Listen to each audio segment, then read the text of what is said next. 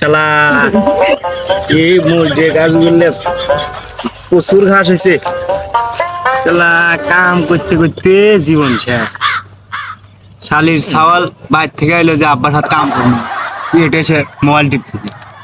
শালির সাওয়াল বেটা এই এই কি গো আব্বা, এত ডাক পারো কে? কি গো মানে তুই বাদ কি করাচ্ছ?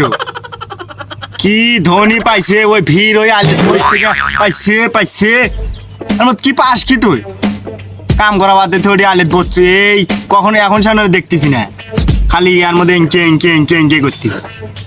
বাদ তুই কি করছো? কাম না করলে তোর পেটে ভাত যাবো।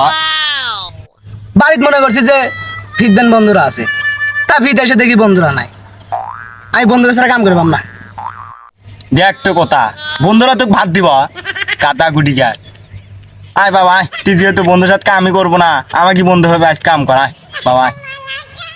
বন্ধুদের সাথে কাজ করলে পার্সোনাল কথা কওয়া যায়, তোমার সাথে কি পার্সোনাল কথা কওয়া যাবে?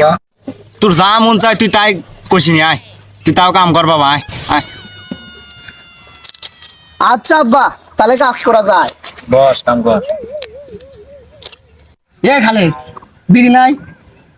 বিড়ি এই, আমি তোর বাপ হই না? এই, তুমি নি কইলা যে আমি তোর বন্ধু।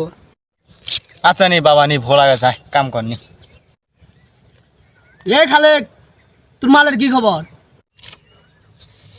শালির বেটা তো ভারী গা জ্বলাবে নিচে রে।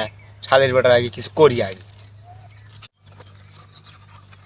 আব্বা, তুমি একটু রং কথা কইলে।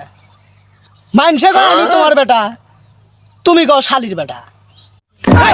তুই ভারী গা জ্বলাচ্ছ বলে দাঁড়া, তুই সাইজ করে আগে। দাঁড়াই